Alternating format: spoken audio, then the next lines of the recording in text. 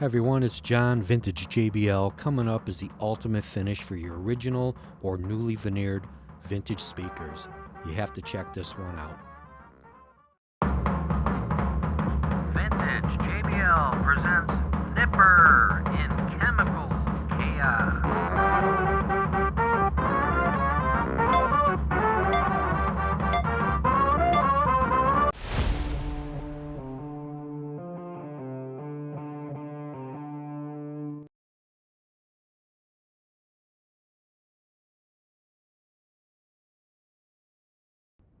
All right, this is the oil finish JBL formula that you see online, and what it is a 3-to-1 ratio, 3 parts linseed oil, 1 part pure gum spirit turpentine.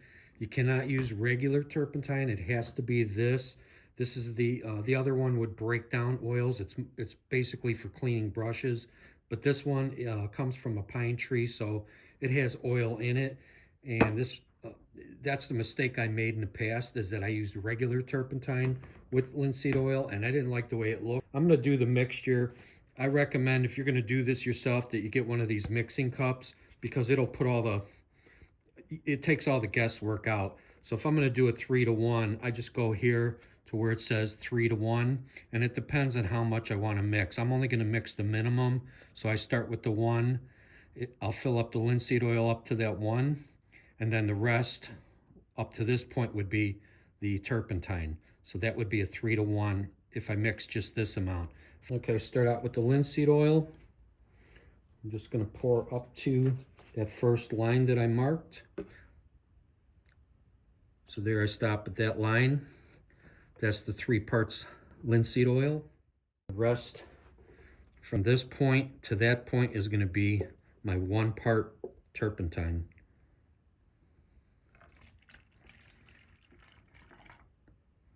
That's it.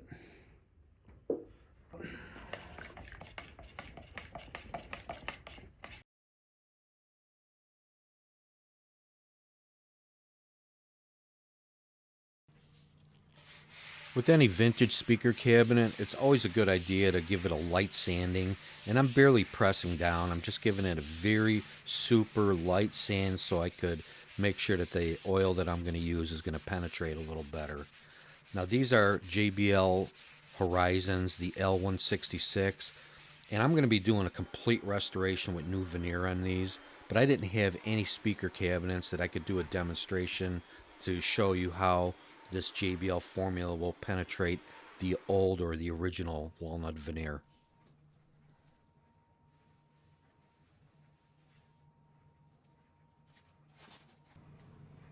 And I think the best way to apply this is with the steel wool, the superfine quadruple zero, just like you would do it when using Howard's Restore Finish.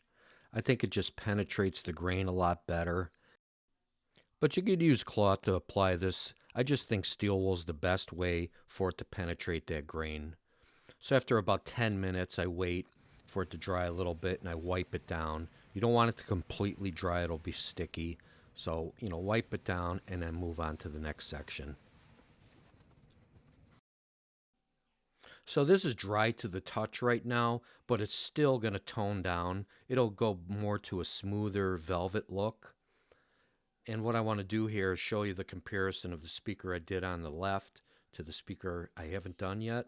And I'm going to do half of that right now, just so you can look at the left half of that cabinet and the right half and see the huge difference. And you could definitely see that this old veneer was starving.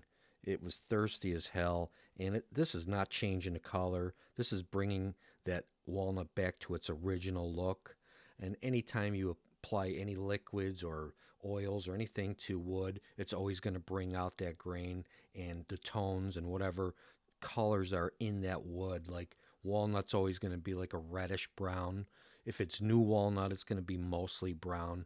That redness comes from time, and I think over time it just, that patina becomes red. I was always convinced that they were probably putting shellac on these. Maybe they have, maybe they haven't. I don't know for sure. But look at the difference. And just putting this JBL formula on your old vintage speakers, it just brings them right back to life. This is like night and day. And when this dries thoroughly, and it takes about 24 hours to fully dry, it's going to have a super velvet look. And you can put as many coats on as you want. I think that one coat is enough, maybe two, but the more you put on, the more you're going to build up that sheen level. So it's going to be up to you and your taste. I think one coat on these looks great, even though I'm going to completely re-veneer these speakers. So I highly recommend this on any vintage speaker, mostly or basically, any vintage speaker that has walnut veneer. You're just going to drastically improve the look. So the next step is to test this on brand new walnut. And I just finished a pair of 4311s. So I'm going to put this on the brand new veneer that I applied on those cabinets. So the applicator you want to use, I would not recommend using a brush. You could either use one of those foam pads, or you can make your own homemade applicator, and I'm going to show you how I do it. And I learned this from a woodworking channel called Stumpy Nubs. So you just take some cotton balls, maybe about 4, and you take the towel and you just grab the ends.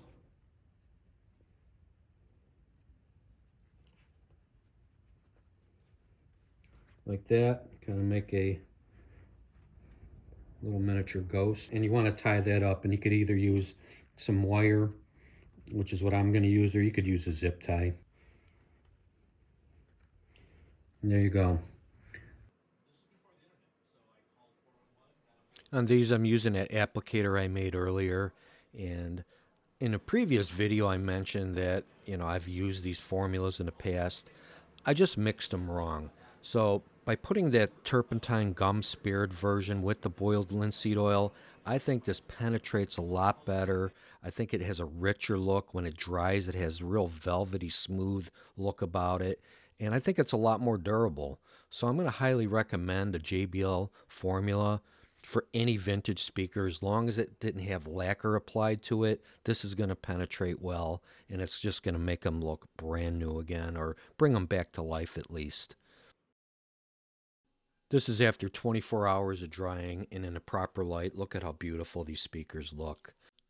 In this video, I showed you a real easy way to freshen up your speakers. If they're not in bad shape, you could use that JBL formula, and it can be on any speaker, doesn't matter. If you need extensive restoration, you can always contact me at vintagejbl75@gmail.com. You can bring them over to me if you live in the Chicago area. If you live out of state, contact me and we'll figure out how much it would cost to ship them to me and how much it would be to ship them back. Again, thanks for watching Vintage JBL. Don't forget to like and subscribe.